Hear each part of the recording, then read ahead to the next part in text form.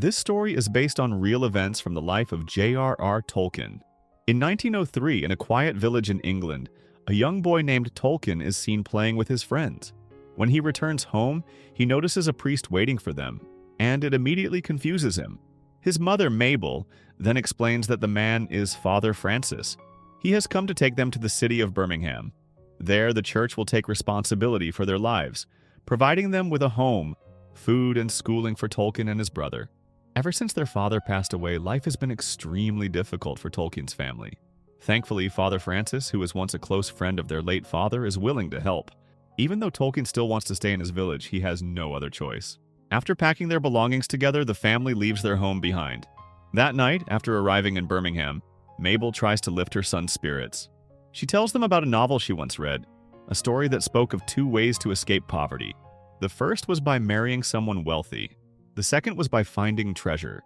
But treasure, she explains, is not just gold or money. A true treasure can be a friend who reminds you to stay close to God and encourages you to move forward in life.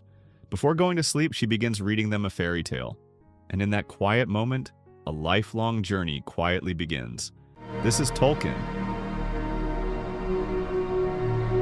1 year later, after coming home from school one day, Tolkien finds his mother sitting silently, completely still.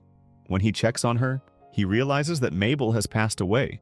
Several weeks after the funeral, Father Francis takes Tolkien and his younger brother to the home of a noblewoman named Mrs. Faulkner. Father Francis asks Mrs. Faulkner to adopt the 2 boys. Tolkien and his brother are bright children, but until now, the church has only been able to send them to ordinary schools. With their intelligence far above average, they truly deserve better education. After a long discussion, Mrs. Faulkner agrees to take them in. Months go by. After moving into Mrs. Faulkner's home and enrolling in an elite school, Tolkien experiences a new environment. One afternoon in class, while students take turns reading literature aloud, a mischievous boy named Robert suddenly snatches Tolkien's book. Fortunately, Tolkien studied the night before, so even without the book, he continues reading without missing a word. The trouble does not stop in the classroom. During physical education, Robert repeatedly bullies Tolkien and picks fights for no reason. Eventually, both boys are summoned to the principal's office. Outside the room, before going in, Robert tells Tolkien to stay quiet and let him do the talking. Inside, the principal scolds Robert relentlessly. Feeling sorry for him, Tolkien tries to step in and defend him, but the principal keeps lecturing and comparing them. He insists that Robert should study harder so he could be smart like Tolkien. When they leave the office, Robert is furious and vents his anger. Tolkien tries to calm him down, suggesting that the principal may have meant well. But Robert stubbornly claims that he knows exactly what the principal thinks, because that old man is his father. Hearing this, Tolkien is completely shocked. The next morning, while tidying up his room, Tolkien hears a piano melody drifting through the house. The sound is beautiful and unfamiliar. When he follows it, he discovers a young girl playing the piano. Her name is Edith, and she has just become Mrs. Faulkner's newest foster child. Tolkien is immediately captivated by her presence. Later that day, at the school library, Robert invites Tolkien to go out for tea. Tolkien hesitates because he has no money, but Robert insists. At the cafe, Robert also brings along 2 friends named Geoffrey and Christopher. The 4 of them begin sharing stories about their lives and dreams. Robert wants to become a painter, but his father strongly opposes it. Geoffrey dreams of being a poet, yet his parents want him to work an office job. Christopher hopes to be a musician, but his family expects him to take over the family business. Caught up in the moment, Tolkien opens up as well. Ever since he was young, his mother had always read him fairy tales. Tolkien has always loved imagining new worlds, and his dream is to create fairy tales of his own. Not simple stories, but grand tales, so powerful they could become masterpieces. That evening at home after dinner, Tolkien gathers the courage to talk with Edith while sharing strawberry jam. Edith admits that she longs for freedom and wishes she could go outside and see the beauty of the world for herself. After returning to their rooms, Tolkien begins saving whatever pocket money he has left, hoping one day he can take Edith out to explore the world beyond the house. The following day, he meets his 3 new friends at the cafe again. While Tolkien is quietly reading, Robert asks about the book he is holding. Tolkien explains that it tells the story of a giant goddess named Hel. In the story, Hel loves war and rebellion. Any cowardly knight is cast down into the depths of an underworld known as Hellimer. Inspired by the tale, Robert becomes energized by the idea of courage and rebellion, believing they should stop being afraid and start doing what they truly love. From that moment on, each of them commits to their passion. Robert focuses on painting, Christopher on writing music, Jeffrey on poetry, and Tolkien on crafting fairy tales. They agree to keep their work private, sharing it only among themselves whenever they meet. As their first act of rebellion, Robert even plans to boldly propose to a waitress in public. Hellheimer! Madam, my lady of the lake, the bearer of my dreams. To mark the beginning of this rebellion, they decide to form a club. Every day after school, they will gather at the cafe and present their newest creations to one another. Before heading home, the four boys celebrate their bond, proudly naming their group Hellimer. Years pass, and Tolkien lives his life with genuine happiness. Alongside his close friendship with the three boys, he often spends time walking and exploring with Edith. By 1911, Tolkien has graduated from high school. One afternoon, he invites Edith to dine at a restaurant. There, he excitedly tells her about a new language he has created, blending elements of Latin, English, German, and French. Edith is deeply impressed, and given how close they have always been, their relationship now clearly resembles that of a young couple. That evening, for the first time, Tolkien brings Edith to meet his three friends at the cafe. Robert, Jeffrey, and Christopher eagerly include her in their conversations. At first, Tolkien feels fine, but as the interaction becomes more lively and personal, jealousy slowly creeps in. When Tolkien suggests leaving, Edith becomes upset, questioning why they have to go home so soon when she is finally enjoying herself. She feels trapped by constantly staying indoors. Feeling hurt and frustrated, Edith storms off, leaving Tolkien standing alone. The next day, all the members gather at Robert's house. The plan is to stay overnight since his parents are supposed to be away. As usual, they begin by sharing their latest works one by one. That evening, while they are enjoying a game of billiards, they suddenly hear the sound of Robert's father returning home. In a panic, everyone rushes to hide their things. When his father enters the house with a stern presence, he immediately orders Robert's friends to go home. While his father steps away to the bathroom, Tolkien, Jeffrey, and Christopher quietly encourage Robert to stand up for himself and ask for permission to let them stay the night. Gathering his courage, Robert speaks to his father. After persistent persuasion, his father finally agrees. Robert is overwhelmed with happiness. For the first time in his life, he has managed to fight for his own wish, even if it is something small. The following day, as an apology, Tolkien invites Edith to attend an opera performance. When they arrive at the theater and attempt to pay, Tolkien realizes he does not have enough money. They are forced to leave the building. Outside, Tolkien suggests sneaking in through the costume storage room. Unfortunately, the door to the main hall is locked. Tolkien feels defeated and embarrassed, with nothing left to do but feel ashamed. Just as they are about to leave, the sound of the opera music begins. Edith, who loves music, starts dancing, and soon they are both dancing together among the costumes, sharing a tender moment.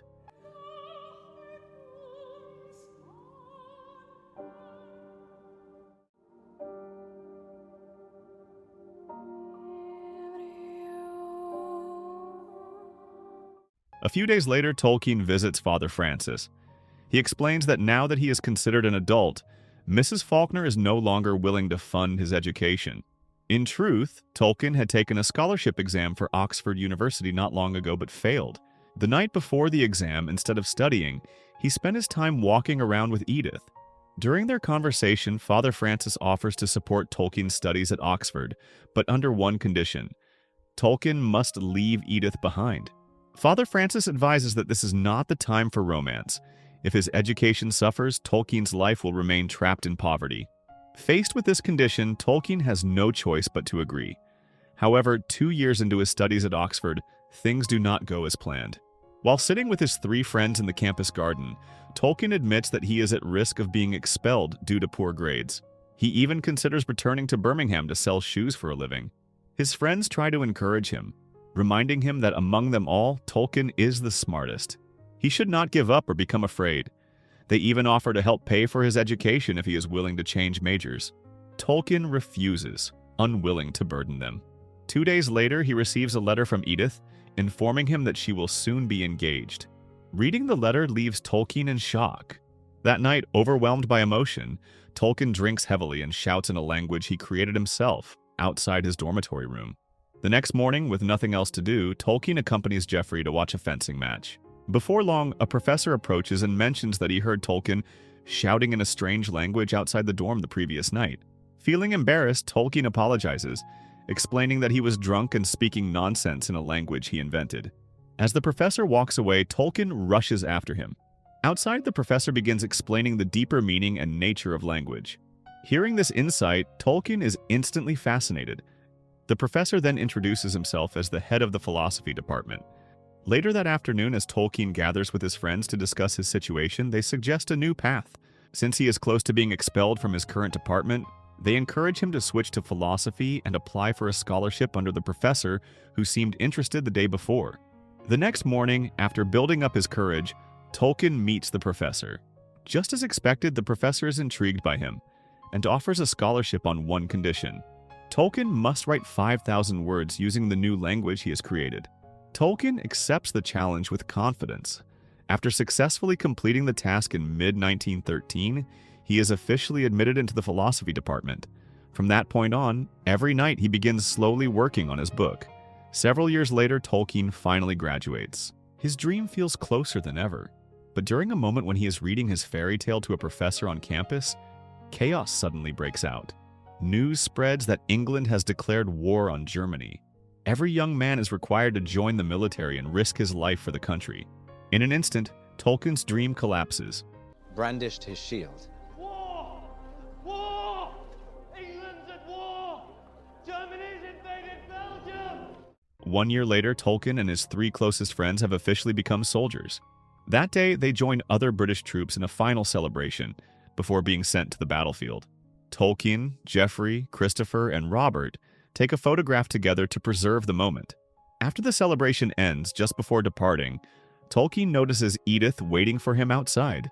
He invites her to walk with him for a while. Along the way, Edith tells him that she has ended her engagement. Feeling relieved, Tolkien senses that the timing is finally right and finds the courage to express his feelings. He does not need an answer at that moment. What matters is that he can now head into the war with a peaceful heart. 4 months later in France, Tolkien is assigned to fight on the Western Front. One night, he is seen reading a letter from Geoffrey's mother. She asks why her son has not written in weeks. Despite suffering from a high fever, Tolkien grows deeply worried. He insists on traveling to the Eastern Front, where Geoffrey is stationed. Seeing Tolkien walk alone, one fellow soldier decides to accompany him.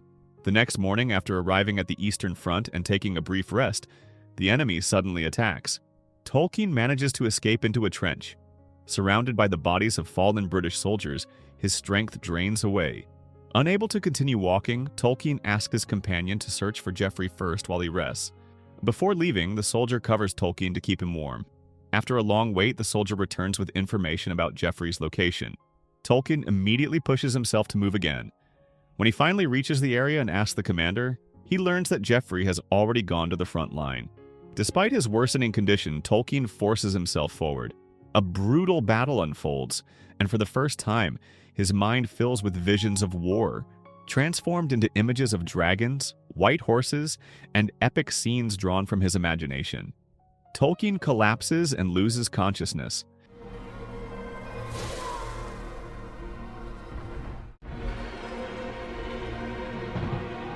When he wakes up, he has been sent back to England and is recovering in a hospital. Edith is there, holding him tightly. Through tears, she explains that he has been unconscious for an entire week. Tolkien then learns the truth about his friends. Geoffrey has died. Robert has also fallen. Christopher survives, but he is left deeply traumatized. The loss of his friends leaves Tolkien completely shattered. 1 week later, after he begins to recover, Father Francis comes to visit. He brings a letter from Geoffrey that arrived just the day before. The letter was written one day before Geoffrey went to the front line. In it, Geoffrey explains that if he were to die, their club might come to an end, but their spirit and dreams should live on.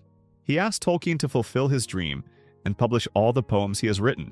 As Tolkien reads his friend's final message, he can no longer hold back his tears. Years pass, and Tolkien is now seen working as a lecturer at Oxford University. He is married to Edith and his life appears happy. Yet despite everything he has achieved, he refuses to write fairy tales anymore. One night, Edith shares that she misses the man Tolkien used to be. Ever since returning from the war, he seems to have lost his sense of purpose. Tolkien finally opens up. He explains that he stopped writing fairy tales because he has never fulfilled Geoffrey's final wish. Achieving his dreams alone feels like a betrayal to the friends he lost. And since the war, he has never seen Christopher again. Edith gently encourages him to take the first step by honoring Jeffrey's wish. She believes that once he does that, the weight of guilt may finally begin to lift. Tolkien falls silent, knowing she is right. Even though he is not ready to face Jeffrey's parents, he understands that he cannot keep living in fear. The next day, after a long time of hesitation, Tolkien finally gathers the courage to meet Jeffrey's mother at the cafe where their club once gathered. He shares every memory he has of Jeffrey and their friends, recounting the bond they once shared. He also hands her the collection of poems Jeffrey had written over the years and asks her to have the book published. With tears in his eyes, Tolkien explains that this was his friend's final wish. Before they part, Jeffrey's mother thanks him. Years continue to pass. By 1930, Tolkien and Edith now have 4 children. One morning, Tolkien takes his wife and children back to the village of his childhood. There, filled with warmth and excitement, he tells them a story, just as his mother once did. It is a tale about a poor orphan boy searching for a hidden treasure. The following morning, after returning home, Tolkien feels his passion for life slowly returning. The pain he carried for so long finally begins to heal. His imagination awakens once more, and he starts writing again. This time, the story he begins to create is an extraordinary adventure about a small hobbit setting out on a journey that will change everything. So the moral of the story is that some dreams only live on when we carry them for the people we lost.